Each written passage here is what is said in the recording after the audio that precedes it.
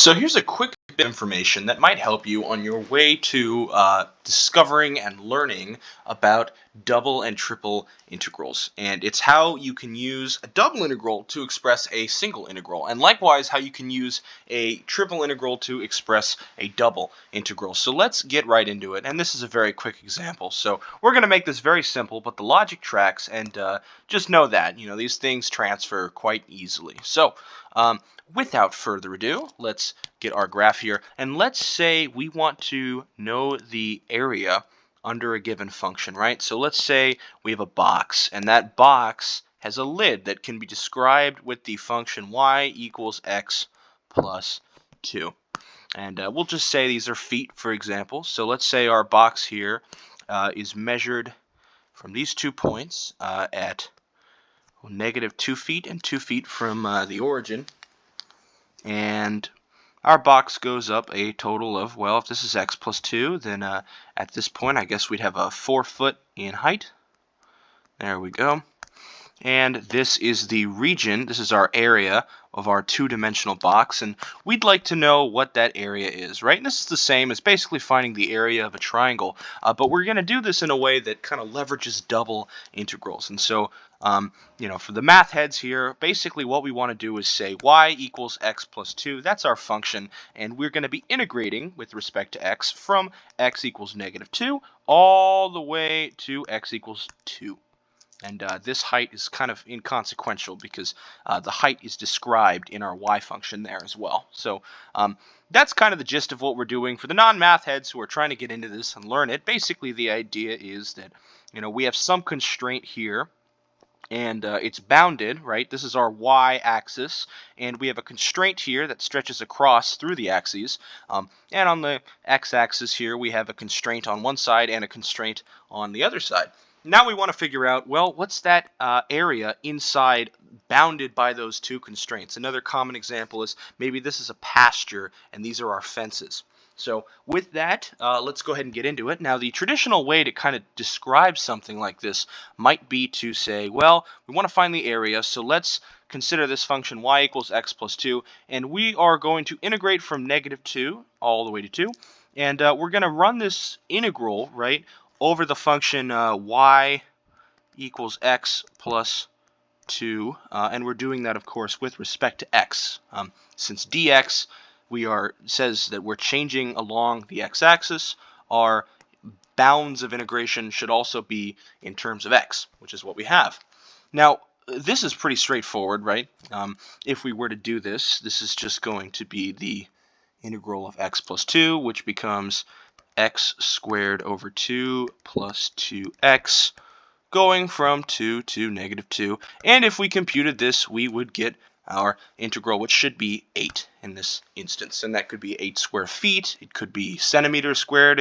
It could just be 8. Maybe we're using our own units in this. But the key is to understand how we set up this integral. And all this is saying is from -2 to 2, we are going to take all these sums of slices, one-dimensional slices, to get our area, which is what this is. So we'll say area. Now, applying double integrals, and this hopefully will help you understand what double integrals are doing, because they're very simple, and this works the same as we extend into higher dimensions with 3 integrals in triple integrals, and converting between that, say if we want to find the volume between two curves. But what we'll do to also describe the area is to say, well, we can also say that what we've done up here is basically describe a function of y and do an integral with respect to x. The other thing we can do is, instead of having a function which basically says f of x is equal to x plus 2, let's have a function that's just blank. Let's just have f of x, and it equals nothing. It's just there. All right, and what we can do with these blank integrals is rewrite this, and we can take an integral with respect to x, and then a iterated integral with respect to y. And we'll actually flip that to do that. So what we can do here is say, well, if we start with our y-axis at any given point, y0, right, along this x-axis here. For any x-axis, we'll start where y is equal to 0, and we'll stretch up a certain distance for any point along this graph. And we stretch up according to a final distance that's given by y equals x plus 2. So a way we can say this is to say that, just for fun, if we were to look at like writing the bounds of integration for a function in the y-axis, we might describe it as the integral from 0 to, and hopefully this doesn't look too confusing for you, but the function y is equal to x plus 2, or maybe we just simplify that to x plus 2. And what this is saying is we now have a general format, right, for the idea of where this line would be given any x value we imagine. And it holds true, right? Because what this is a generalization of a very basic fact. So let's say I know this point, and let's say that this green point here is 2, 4, which of course it is. If we were to describe then the integral from y0, the initial y point, all the way up to our final y point, we would say it's the integral from 0 all the way up to, well, what's our x there? X is 2, so 2 plus 2 is 4. And as you can see, these are actually saying the same thing at this specific point to 4. So if we wanted to generalize this formula, what we would do is just our y depends on x. So if we wanted to write an integral in terms of y, it's going to have x in its general form. And that is totally okay. So we say integral of x plus 2, integral from 0 to x plus 2 dy, right? We're changing the y position here, so we will integrate with respect to y. But then we're going to add another integral here. So this is an iterated integral, which basically means we take whatever this value is and we integrate it again. Now we usually lose the brackets for the notation here just to kind of clean things up visually. And we'll have this second integrand. And in that integrand, we will put our x's back in. So we have -2 and 2. And of course, we're changing x, so this is going to be dx. And again, our f of x is blank, so we have nothing here at all. That's our function. And it looks super simple, but go ahead and try this. Plug this in to an integral calculator. I'll link one in the description, and you'll get the same answer, and it's equal to 8. So the key bit to understand here is that, and you've done this before with solids of revolution in your previous calculus courses, so this shouldn't be terribly new of a concept to connect once the dots start to align. But basically the idea here is that if we have a function that's very specific about its relationships between y, x, maybe even z, then we can integrate over a pretty simple area, or in this case just a line. We can integrate from -2 to 2 and get an actual function for the area. Now, if we have that same situation, but maybe we don't have a specific function, or we don't know exactly what we're dealing with the function, but we know our bounds, and we know where y is at any given point, and we also know where x is at any given point, then we're able to actually take a blank integral to get basically a second integral of a zero-dimensional function, and that'll give us our two-dimensional area like we had done before. And the same concept extends to triple integrals. Now in this case you can't really do a triple integral because you can't go lower than having nothing for your function. If we had volume, let's say the volume of two paraboloids kind of connected like this, and inside this paraboloid we have some volume of intersection.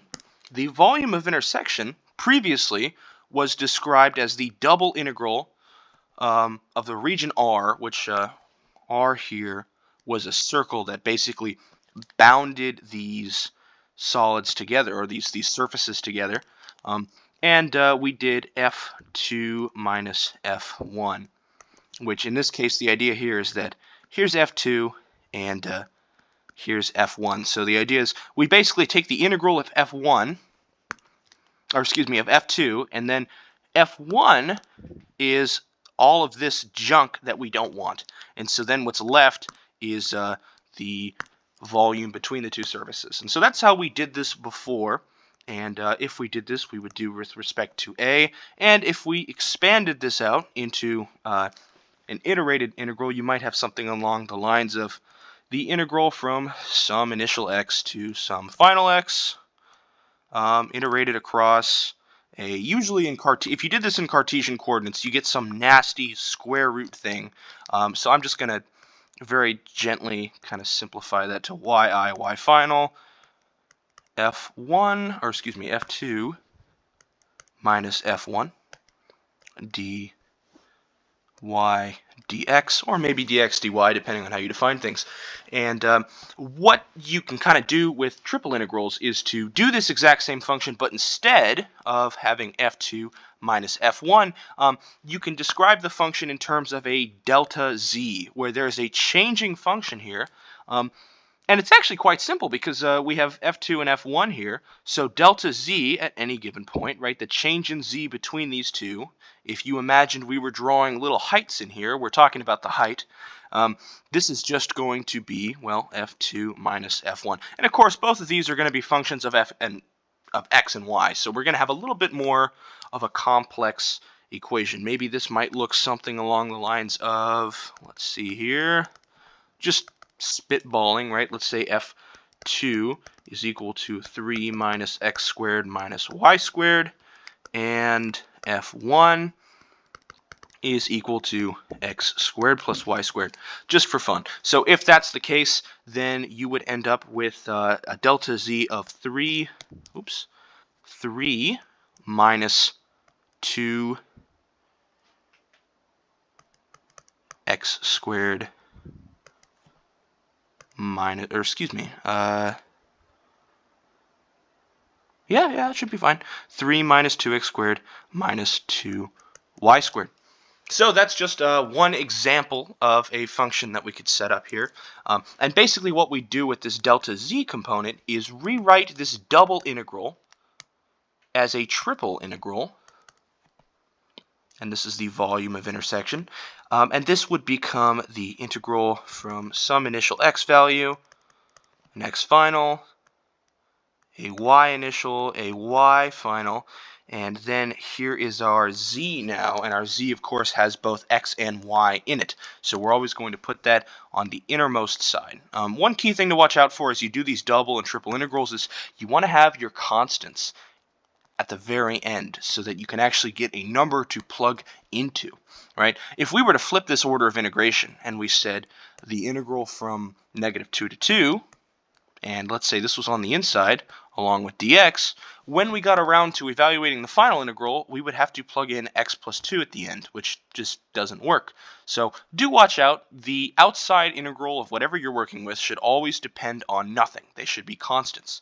So likewise, our z here is going to have two variables it depends on, x and y, so ideally we'll want y here and then x on its own over there, which will be basically from here we will have negative delta z and delta z. And of course you'll format this however you will. This is really a very generalized way of looking at this. You're going to want to do a lot more when you get in depth on these things, but as a rough kind of idea to plant in your head, the method that you should be thinking of these is that to say, well, I know how to do this in two integrals. I know how to take the volume of two surfaces that intersect with two integrals. Now we're going to take this piece, f2 minus f1, and put it into its own integral. And of course our function is still blank, and now we have a triple integral format that's going to give us the same information. So you can always kind of expand your integral out into another, I guess you could almost call it a dimension of sorts, and in doing so you can simplify your initial function. So I know this video is kind of generalized, but hopefully that idea plants a seed in your head that might be helpful as you start to solve these double and triple integral problems. Hey, well, thanks so much for watching, and if you have any questions, leave them in the comments below. We're all learners together, so we'll figure things out. You guys have a good night. Bye.